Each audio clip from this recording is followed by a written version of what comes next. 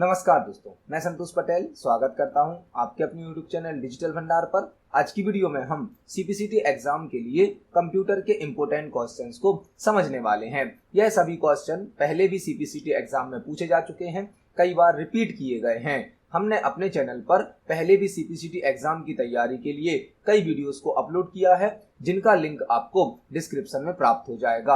आप सभी वीडियोस को देखकर पढ़कर सीपीसीटी एग्जाम के लिए कंप्यूटर के क्वेश्चन तैयार कर सकते हैं। तो चलिए शुरुआत करते हैं आज की वीडियो का। देखते हैं हमारा पहला प्रश्न क्या है।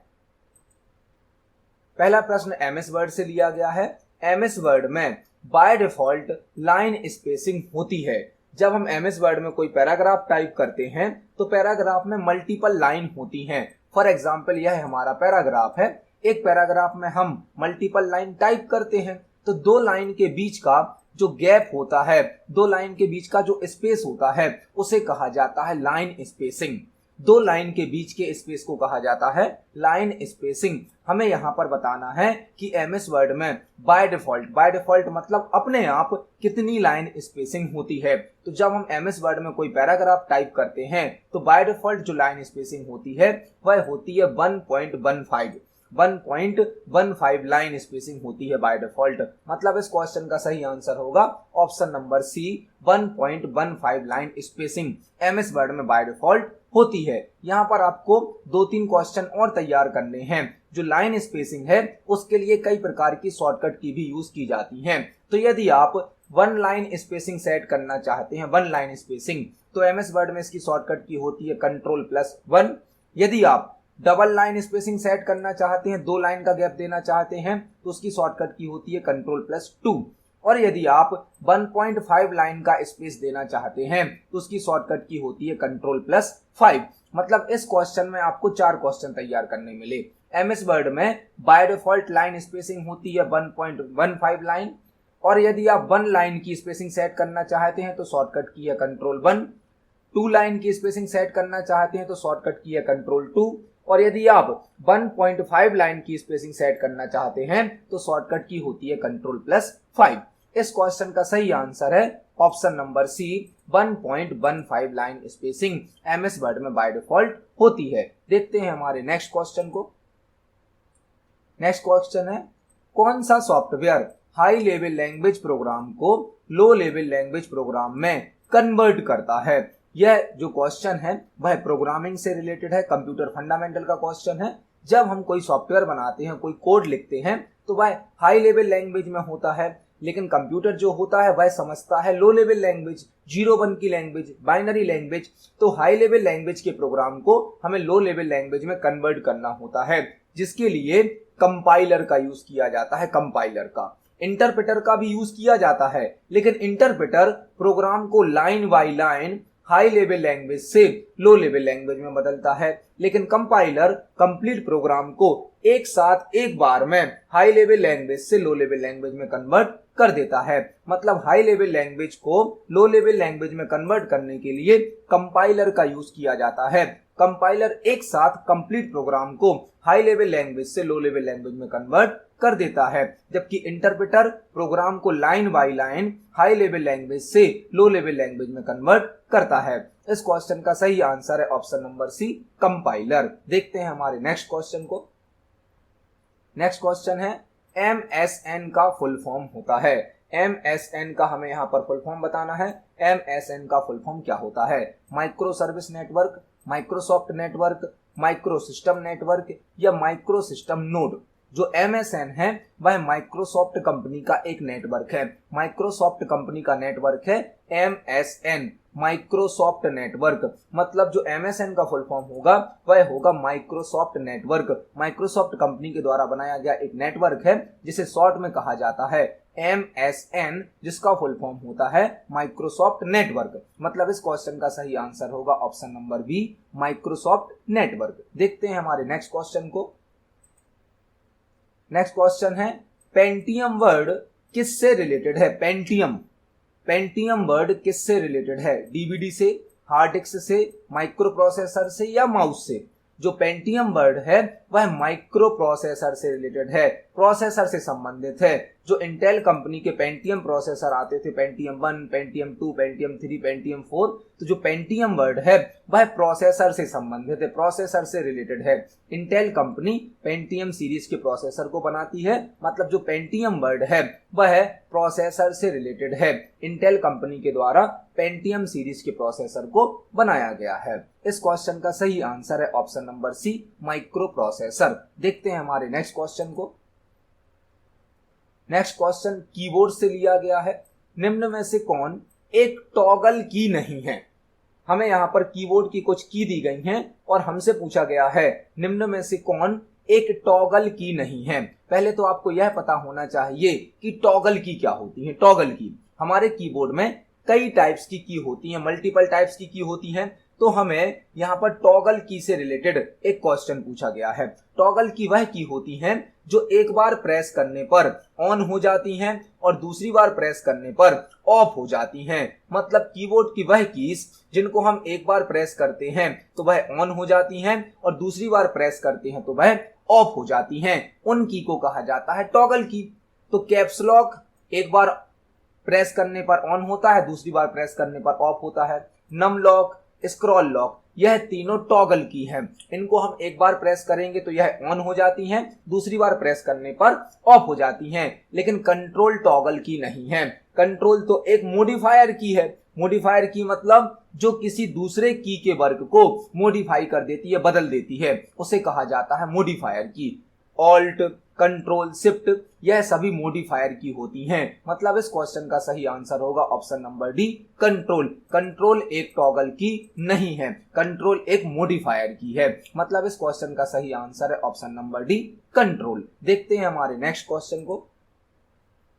नेक्स्ट क्वेश्चन कंप्यूटर जीके से लिया गया है। भारत में विकसित किया गया फर्स्ट सुपर कंप्यूटर निम्न में से कौन सा है? भारत में विकसित किया गया फर्स्ट सुपर कंप्यूटर निम्न में से कौन है? मतलब भारत में बनाया गया पहला सुपर कंप्यूटर कौन सा है? यहाँ पर हमें कुछ नाम दिए गए हैं और हमें बताना है यहाँ पर भारत में बनाया गया पहला सुपर कंप्यूटर कौन सा है। तो भारत में बनाया गया पहला सुपर कंप्यूटर होता है परम सीरीज के जो सुपर कंप्यूटर हैं वह भारत में बनाए जाते हैं। सीडेक नाम की कंपनी बनाती है परम सीरीज के कंप्यूटर्स को, और भारत में बनाया गया जो पहला सुपर कंप्यूटर है वह है परम सीरीज का सुपर कंप्यूटर। भारत में सीडेक कंपनी परम सीरीज के सुपर कंप्यूटर्स को बनाती है। मतलब इस क्वेश्चन का सही आंसर है ऑप्शन नंबर ए, परम। देखते हैं हमारे नेक्स्ट क्वेश्चन को। नेक्स्ट क्वेश्चन एमएस वर्ड से लिया गया है। निम्न में से क्या टेक्स्ट फॉर्मेटिंग से रिलेटेड नहीं है? जब हम एमएस वर्ड में या किसी भी सॉफ्टवेयर में कोई टेक्स्ट टाइप करते हैं तो उस टेक्स्ट को अट्रैक्टिव बनाने के लिए, आकर्षित बनाने के लिए हम टेक्स्ट की फॉर्मेटिंग करते हैं। टेक्स्ट की फॉर्मेटिंग करने के लिए हमें कई प्रकार के ऑप्शन प्रोवाइड किए जाते हैं। उन सभी ऑप्शन में से ऐसा कौन सा ऑप्शन है जो यहाँ पर दिया गया है जो कि फॉर्मेटिंग से रिलेटेड नहीं है? यहाँ पर पहला ऑप्शन है strike through, font colour, superscript और गो टू। जब हम टेक्स्ट की फॉर्मेटिंग करते हैं तो हम टेक्स्ट को स्ट्राइक थ्रू कर सकते हैं, उसका कलर चेंज कर सकते हैं, सुपरस्क्रिप्ट कर सकते हैं, लेकिन गो टू तो एक एडिटिंग ऑप्शन होता है। इसके द्वारा हम डॉक्यूमेंट में एडिटिंग कर सकते हैं, एक स्थान से दूसरे स्थान पर जा सकते हैं। मतलब इस क्वेश्चन का सही आंसर है option number D. Go to formatting से रिलेटेड ऑप्शन नहीं है, गो टू एडिटिंग वाला ऑप्शन है। यह डॉक्यूमेंट में एडिटिंग करने के लिए यूज किया जाता है। फॉर्मेटिंग के द्वारा तो हम टेक्स्ट को अट्रैक्टिव बनाते हैं, आकर्षित बनाते हैं, लेकिन गो टू एक एडिटिंग ऑप्शन है। इसीलिए इस क्वेश्चन का सही आंसर होगा option number D, go to. देखते हैं हमारे नेक्स्ट क्वेश्चन को। एमएस एक्सेल की फाइल को ब्लैंक कहा जाता है। बहुत ही बेसिक सा क्वेश्चन है लेकिन इंपोर्टेंट क्वेश्चन है, कई बार कॉम्पिटिटिव एग्जाम में पूछा गया है। एमएस एक्सेल की फाइल को क्या कहा जाता है? Work force, work book, work tables या वर्क ग्रुप्स? तो एमएस एक्सेल की जो फाइल होती है उसे कहा जाता है वर्कबुक। वर्कबुक, एक्सेल की फाइल को वर्कबुक कहा जाता है और एक्सेल के पेज को वर्कशीट कहा जाता है। एक्सेल की फाइल को वर्कबुक कहा जाता है और एक्सेल के पेज को वर्कशीट कहा जाता है। मतलब इस क्वेश्चन का सही आंसर होगा option number B, workbook. MS Excel की फाइल को वर्कबुक कहा जाता है। देखते हैं नेक्स्ट क्वेश्चन को। नेक्स्ट क्वेश्चन है IM का फुल फॉर्म क्या होता है? IM, यह मैसेजिंग से रिलेटेड क्वेश्चन है। जो मैसेज होते हैं इंटरनेट के माध्यम से, टेक्स्ट मैसेज होते हैं, उनके लिए हमें यहाँ पर IM का फुल फॉर्म बताना है। IM का फुल फॉर्म क्या होता है? Internal messaging, instant messaging, internal marketing या इंटरनल मार्क्स। तो जो हम मैसेज करते हैं, टेक्स्ट मैसेज करते हैं, उन्हें कहा जाता है instant messaging. Instant messaging IM का फुल फॉर्म होता है। हम यहाँ पर मैसेज को टाइप करके सेंड करते हैं और तुरंत वह मैसेज रिसीवर के पास पहुंच जाता है। इंस्टेंट मैसेजिंग IM का फुल फॉर्म होता है इंस्टेंट मैसेजिंग। जो हम सोशल मीडिया पर या टेक्स्ट मैसेजिंग करते हैं उसमें IM का फुल फॉर्म होता है इंस्टेंट मैसेजिंग, मतलब फास्ट स्पीड में मैसेज को ट्रांसफर करना। देखते हैं हमारे नेक्स्ट क्वेश्चन को। नेक्स्ट क्वेश्चन भी कीबोर्ड से रिलेटेड है।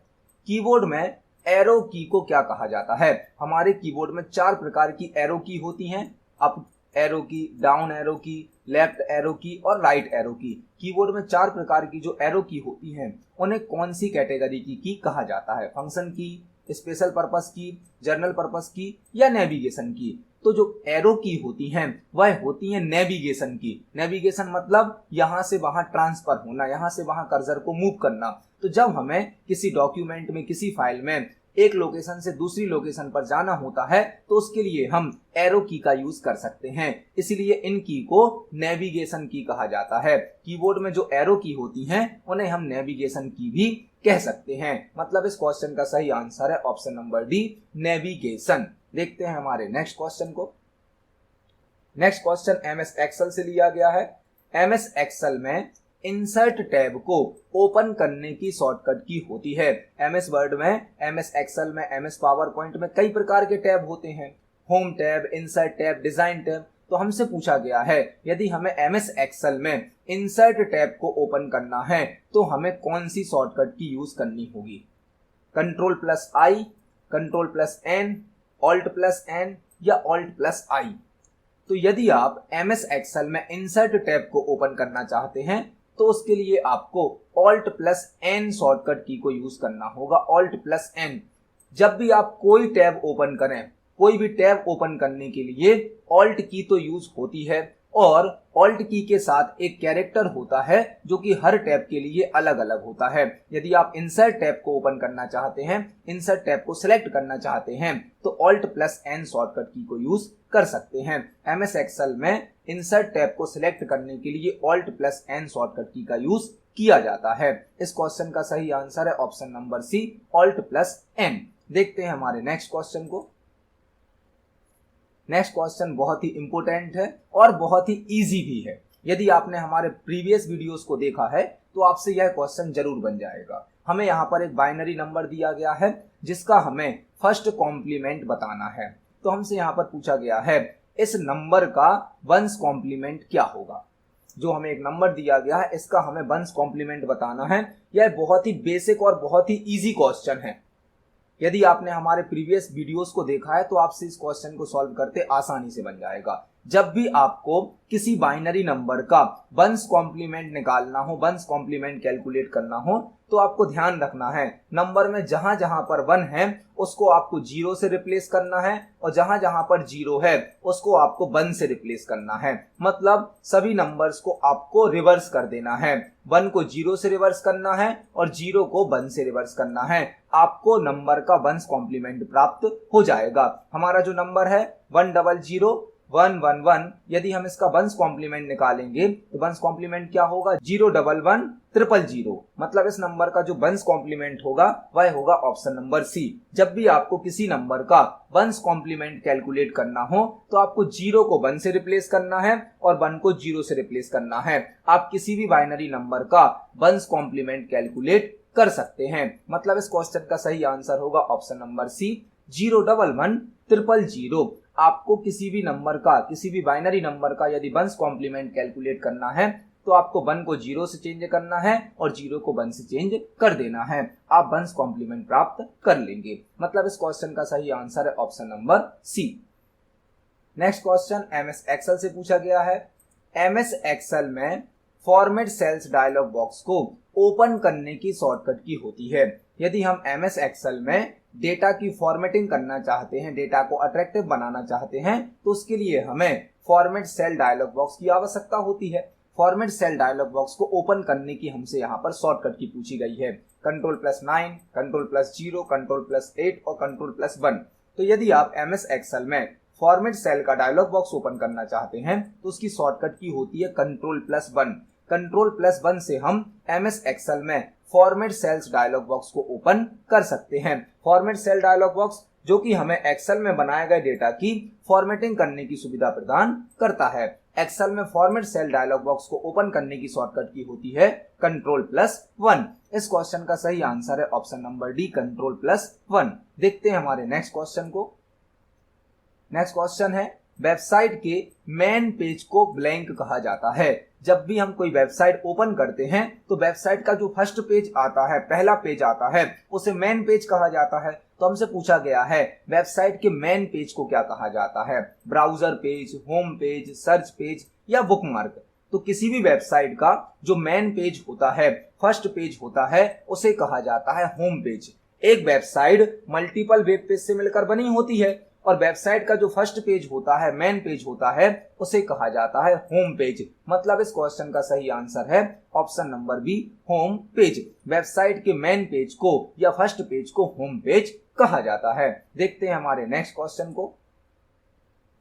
नेक्स्ट क्वेश्चन है, कंप्यूटर मॉनिटर को निम्न में से किस नाम से भी जाना जाता है। जो कंप्यूटर स्क्रीन होती है, मॉनिटर होता है, उसका दूसरा नाम क्या होता है।